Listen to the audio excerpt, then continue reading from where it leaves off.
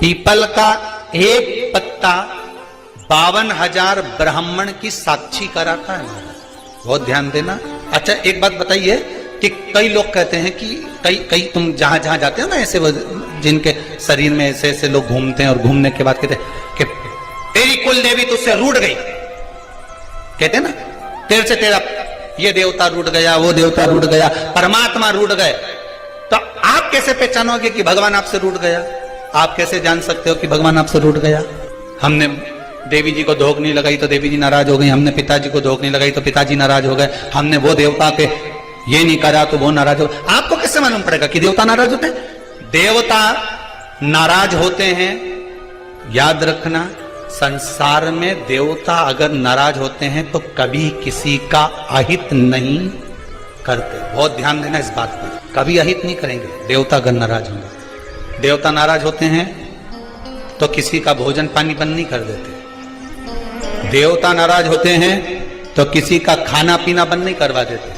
देवता अगर नाराज हुए हैं और आपको मालूम करना है कि देवता मुझसे नाराज हैं, तो कैसे मालूम करोगे? तो केवल एक काम करिएगा, अगर देवता नाराज होते हैं तो सबसे पहले आपकी पूजन पाठ छुड़वा देते हैं। क्या छुड़वाएंगे? रोज मंदिर जाती है, रोज माला उठाकर जाप करती है, रोज गीता जी का पाठ करती है, रोज दिया लगाने जाती है। 4 दिन 5 दिन 6 दिन 10 दिन अगर आप दिया लगाने नहीं गए, मंदिर नहीं गए, पूजन नहीं करी, तो समझ लेना कि देवता मुझसे नाराज हैं, इसलिए मेरा मुंह नहीं देखना, मुझसे नाराज। लक्ष्मी नहीं आ रही घर में, देवता नाराज है? नहीं नहीं नहीं, लक्ष्मी नहीं आ रही उसके लिए देवता नाराज नहीं है। लक्ष्मी नहीं आ रही उसके कारण तुम्हारा अहंकार है। भगवान ने जब दिया था उसको सत्कर्म में नहीं लगाया था। एक बात इससे पहले वाली कथा में कही थी, शरीर चले और तुम्हारे याद है तुम लोगों को? बस उतना याद कर लो, बहुत इतनी बात तुम लोग याद कर लोगे ना, तो आने वाले समय में 2-1 साल में तो तुम या हम बस इतनी याद कर लो। बस हर कथा में से इतनी निकाल लोगे ना, तो थोड़ा तो यहाँ समझ में तो आए, लगे तो सही कि कथा अंदर गई। तो एक बार पहले कथा में, इससे पिछले वाली में की थी, 7 से पहले वाले में, कि तुम्हारे घर में चले और तुम्हारा शरीर चले, तब तक सारा दान पुण्य भजन तीरथ सब कर लो। और क्योंकि तुम्हारी घर में चलेगी तभी तुम दान कर सकोगे, सत्कर्म कर सकोगे, भजन कर सकोगे, शरीर सही होगा तो तीरथ कर सकोगे। अब शरीर ही साथ नहीं दे और घर में तुम्हारी नहीं चले तो कोई तीरथ होए कि दान होए? कैसे भजन? कुछ नहीं करना, पीपल का एक पत्ता, उस पत्ते पर थोड़ा सा चावल, पूर्णिमा की रात्रि को अपने हाथ में लेकर अपने नयनों से लगाकर शरीर पर से स्वयं उतारकर उसको दरवाजे के पास रख दीजिए। पूर्णिमा की रात्रि को पूर्ण होने पर उस चावल को दूसरे दिन सूंघ कर बहते हुए पानी में डाल दीजिए। महाराज कितने भी रोग से ग्रसित हो गए, पीपल का एक पत्ता 52,000 ब्राह्मण की साक्षी कराता है महाराज। बहुत ध्यान देना, पीपल के वृक्ष में स्वयं नारायण का, मेरे कृष्ण का वास है। स्वयं भगवान गीता के अंतर्गत कहते हैं कि मैं पीपल का वृक्ष हूँ, नारायण। 52,000 ब्राह्मणों का वासा एक पीपल के पत्ते में होता है। और आपको पहले भी कथा में कहा, बेटी गाय ब्राह्मण बहन ये सब काल का हरण करने वाले हो। रो शिव का स्मरण करो। कई माताएं कहती हैं, गुरुदेव हमारे यहाँ पर शंकर भगवान का शिवलिंग नहीं है, तो क्या हम बाजार से ले आए? और हमारे यहाँ पर शिवलिंग है तो वो बड़ा है, तो क्या हम उसको पीपल के पेड़ के नीचे छोड़ आए?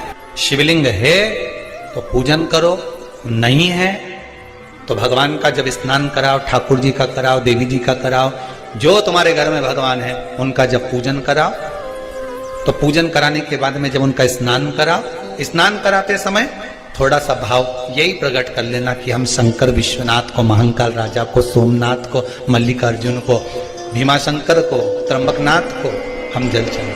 है तो ठीक है, नहीं है तो देवताओं को बढ़ाने की जरूरत नहीं है।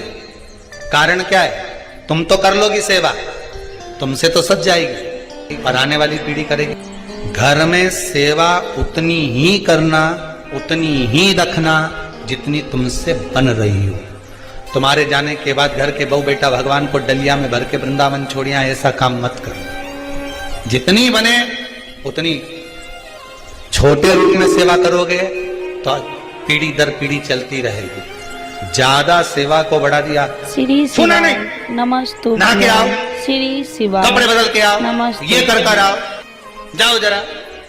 जितना तुम पूजन को, सेवा को, भजन को, कीर्तन को जितना हवा बनाओगे, जितना डराओगे लोगों को, वो उतने डरेंगे, उतने डरेंगे। सेवा को, भजन को, पूजन को कभी डराने का केंद्र मत बनाओ। ये तो भगवान की मसीह का आनंद सुख है। लोटा भर के पानी भी अगर चढ़ा रहे हो, शंकर जी के मंदिर में जाकर जल चढ़ा रहे हो, थोड़ी गलती हो गई, भगवान से कह देना तुम्ही ने सिखाया है, हो गई तो हो गई, आप ही ने तो सिखाया, नहीं जानते थे। अब धीरे धीरे धीरे धीरे लोगों को शिव महापुराण सुनते सुनते मालूम पड़ रहा है कि शंकर की कैसे पूजन करना चाहिए, बेलपत्री कैसे चढ़ाना चाहिए, जल कैसे चढ़ाना चाहिए, धतूरा कैसे चढ़ाना चाहिए, चंदन कैसे चढ़ाना चाहिए, काली तिल कैसे चढ़ाना चाहिए। ये लोगों को ध्यान में अब आ रहा है धीरे धीरे। पहले नहीं मालूम था तो हो गई, गलती हो गई, स्वीकार, हमने गलती की। शिव पुराण कह रही है, भगवान शंकर की कथा कर रही है, चंद्रदेव ने भगवान शंकर की आराधना करी, बालू रेत का शिवलिंग का निर्माण कराया महाराज जी। शिव महापुराण की कथा में आता है, देवराज नाम का ब्राह्मण जो गलत कर्म करता था, चोरी करता था, शरीर में ताप पड़ने के बाद में जब वो शंकर के मंदिर में जाकर कथा सुना और थोड़ी सी कथा सुनकर बाहर निकला तो उसको केवल कथा का एक तत्व उसके जीवन में उतर गया था, अंश मात्र उसके जीवन में उतर गया था, उसको परमात्मा मिल गया। बिंदुक की धर्मपत्नी चंचुला देवी बार बार कथा में आया, पार्वती जी ने उससे शिव महापुराण की कथा करवाई। क्या करती थी वो चंचुला? काशी में जाकर उसने करा क्या था? पति के जाने के बाद बिंदुक जो पानी में डूबकर मर गया, प्रेत योनि में चला गया, पहले भी कथा में कहा, पानी में डूबकर मरा हुआ व्यक्ति, सर्प के डसे से मरा हुआ व्यक्ति और स्त्री के हाथ से या स्त्री के चक्कर में मरा हुआ व्यक्ति ना तो देव योनि में जाता है, ना तो बैकुंठ जाता है, ना नरक जाता है, वो तो बीच का प्रेत बनकर भटकता रहता है, उसकी गति नहीं होती, उसका मोक्ष नहीं होता। चंचुला देवी को लगा था मेरे पति को मोक्ष, तो उसने करा क्या था कि वो काशी पहुंच गई, काशी गई, ऐसा क्या नमस्तुभ्यम। चंचुला देवी तो दिन रात फैशन में लगी रहती थी। कभी पति ने अगर धन लाकर दिया तो ज्यादा से ज्यादा पैसा वो खाने पीने में उजाड़ देती थी।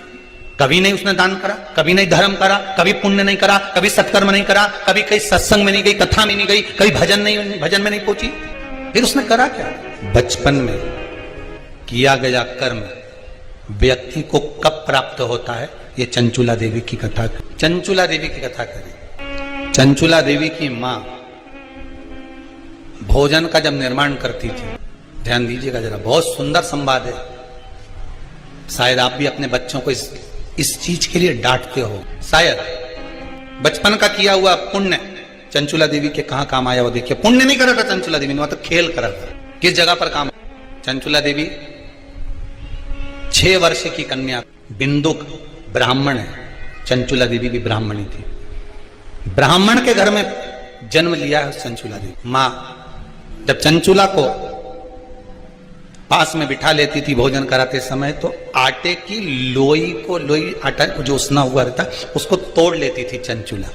6 वर्ष की चंचुला उसको तोड़कर गोल बनाकर चपटा करती थी, दूसरी लोई को घुमा घुमा कर जो मां शंकर जी के मंदिर में शंकर जी को जल चढ़ाने जाती थी, उस लोई को वैसा रख कर गोल बनाकर पिंडी बनाकर उस आटे का पिंडी बनाती थी और मां से कहती थी, मां देखो तुम जिस मंदिर में शंकर जी को पानी चढ़ाने जाती हो ना, मैंने वो शंकर जी बना है।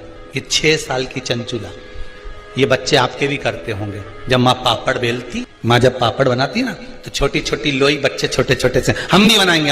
और छोटा सा बच्चा लोई लेकर बैठ गया, घुमा रहा है, चिड़िया बना रहा है, तोड़ रहा है, फोड़ रहा है। चंचुला देवी ने भी ये करा। कई लोगों ने पूछा, गुरुदेव चंचुला का पति इतना पापी था, बेकार कर्म करता था, चंचुला कभी भजन नहीं करी, दान नहीं करी, पुण्य नहीं करी, सत्कर्म नहीं करी, कभी उसने अच्छा काम नहीं करा। नमस्तुभ्यम श्री शिवाय, नमस्तुभ्यम। पूरे स्वरूप के फोटो आप घर में लगाइए, पर अर्धनारीश्वर स्वरूप का फोटो कभी घर में नहीं लगा। कौन सा फोटो? जम के बोलिए जरा। अर्धनारीश्वर भगवान शंकर का अर्धनारीश्वर स्वरूप का फोटो घर में कभी नहीं लगेगा, कभी नहीं लगाएगा। मंदिर में आप लगा सकते हो पर घर में नहीं। भगवान शंकर के अर्धनारीश्वर स्वरूप का दर्शन कर ब्रह्मा जी भ्रांति में पड़ गए।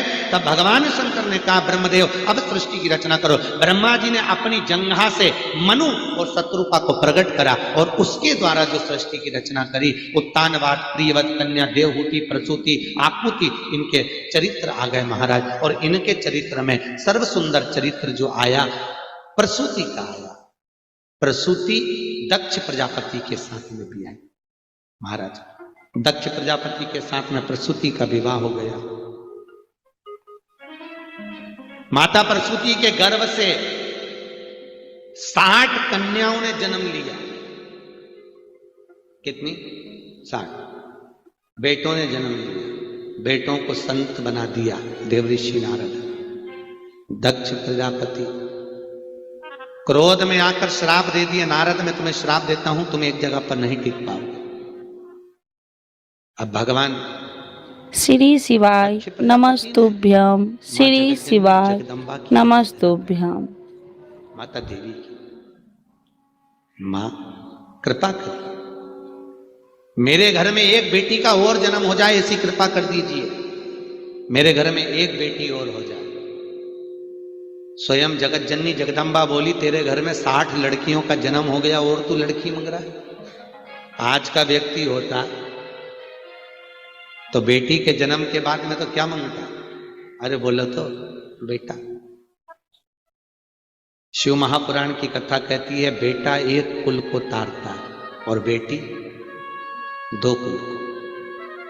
पर शास्त्र की रीति है बेटा जन्म लेता है तो खूब नगाड़े बजते हैं, ढोल बजते हैं, और बेटी जन्म लेती है तो मां पलंग पर रोती है और सास चूल्हा के पास रोती है। याद रखिए बेटा भाग्य से पैदा होता है, पर बेटी के लिए बाप का 100 गुना भाग्य इकट्ठा करना पड़ता है, तब जाकर बेटी का जन्म होता है। और याद रखिए बेटा एक बार अपने माँ बाप को दुखी देख सकता है, पर बेटी कभी अपने माँ बाप को दुखी नहीं देख सकती। बेटी नहीं देख सकती। दुनिया के लोग कहते हैं बेटी की विदाई में सबसे ज्यादा मार होती है, पर शिव महापुराण की कथा कहती है बेटी की विदाई में जितना बाप रोता है उतना मां नहीं रोती, क्योंकि बेटा मां को प्रिय होता है और बेटी बाप को प्रिय होती है, क्योंकि बेटी के बिना बाप अधूरा है, अधूरा। 2 मित्र मिल गए बहुत दिनों के बाद। उसने पूछा श्री शिवाय नमस्तुभ्यम, श्री शिवाय नमस्तुभ्यम। बच्चे हो गए हो? मेरे तो भगवान की कृपा से 2 लड़के हैं।